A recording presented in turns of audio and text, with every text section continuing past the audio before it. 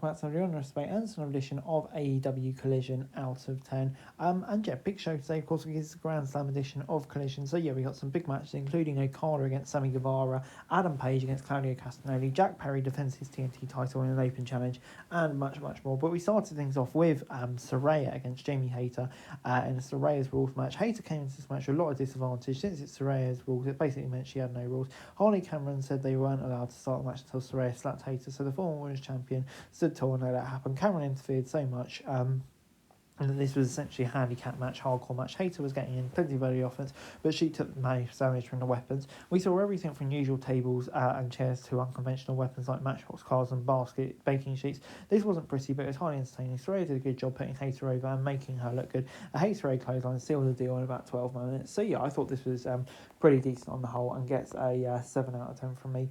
Yeah, good showcase for Hayter. I think Saraya also did her job pretty well here. Next up, Orange Cassidy, Kyle O'Reilly and Mark Briscoe took on Jericho, Big Bill and Brian Keefe. This was a tornado tag match, so no tags took place. Anyone can pin anyone at any time. The ref was also allowed weapons to be used, but they weren't as common as the previous match. Briscoe made the best use of a chair for a big dive over the top rope and set up a table that Big Bill ended up putting him through with a chokeslam to give the Learning Tree the victory. This was some fun chaos, but it won't be the thing that you remember from how you look back at it. So yeah, I'm going to give it a 6 out of 10. It was alright, and without really being that memorable. Probably thought Conglomeration should have got the win, but a win for a Learning Tree nonetheless. I'm not massively enthused by it, but the match was on enough.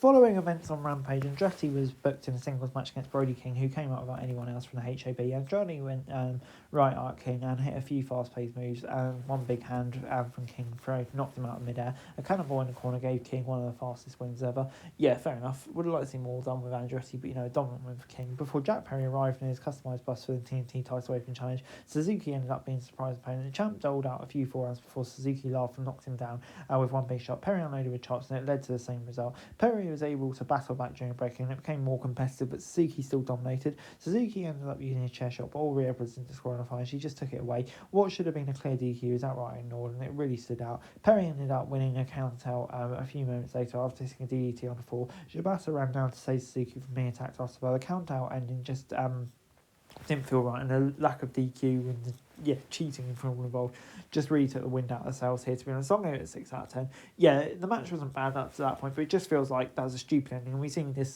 sort of thing happen quite a lot with Suzuki, really. So yeah, I'm going to give it 6 out of 10. We then got the now former Blackpool Combat Club defending the titles against Private Party and Kamati. Yuta reluctantly came out to defend the Trio's title. Pac and Quen immediately turned up the pace and got the action going with their initial exchange. Quen was isolated for so long, but Yuta refused to tuck in, so Castagnoli impacted all of the work. Once Yuta was forced to be tucked in, he refused to drop kick after the big swing like he usually does. However, Yuta did kick out when Quen rolled him up. He began to lose his cool and went on a rampage. Pac and Castagnoli looked on smiling. Yuta won with a cattle mutilation. This was a solid match, but the story being told stood out way more than the action in a good way.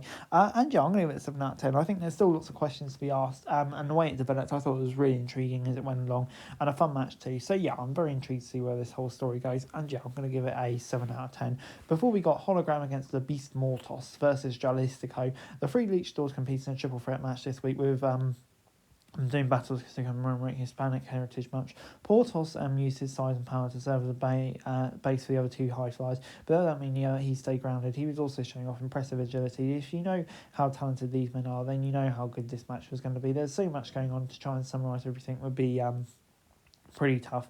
In terms of pure Lucha Libre action, it's hard to think in single reason about this.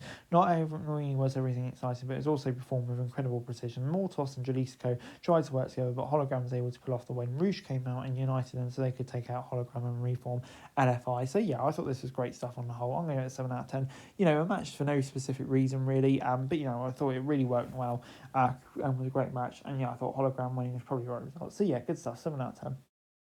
Billy Gunn and the Acclaimed ended up crashing MXM's fashion show and stealing a custom jacket before the next match saw Paige and Jarrett compete in a lumberjack strap match, but instead of them being strapped together, it was the lumberjacks who had straps, which created an interesting dynamic. Different lumberjacks wanted to get their hands on different competitors, so while Dawkwood was waiting to give Hangman a thrashing, Bang Bang Gang wanted to do the same to Double J. NGEW ended up having severe technical difficulties during this match, but the action was fun, from what we saw at least. Hangman leaned into his new attitude and beat up the lumberjacks, and he even threatened to hit Karen Jennett. 7 people took dramatic whipping Paige, but he used the low blow to set up for the Dead Eye to get the win. So yeah, I'm going to give it a 7 out of 10. Maybe it could have even been an 8 had we not got all of the issues, but I thought, yeah, it's a fun match in what it presented, and yeah, Paige winning, obviously the right result, but still his character really getting over here. Before we got Okada versus Gavar in a Continental Championship Eliminator main event, Dustin Rhodes accompanied his tag partner to the stage, but didn't go all the way to ringside. They began with a simple exchange of wrist locks and reversal, picking up the pace and starting incorporating my impact and offense before we went for a break. Guevara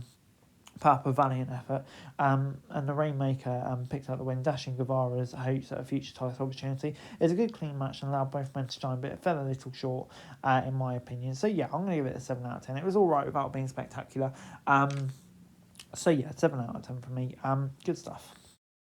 Overall, AEW Collision gets a 7 out of 10 for me. I thought it was a pretty fun episode of Collision this week, I have to say. Great win for Okada in the main event. I really enjoyed the strap match. I think the story around the trios title on a whole was fun as well. So yeah, obviously a hefty Collision with everything going on, with it being a Grand Slam episode, but I thought on the whole it was a really fun show. And hey guys, that's it for this video. Thanks very much for watching. Remember to like, share, subscribe, follow us on our socials, link in the description below for daily wrestling news, meme and content. Subscribe to our other channels on screen right now, that'd be greatly appreciated. Thanks very much for watching. Peace out.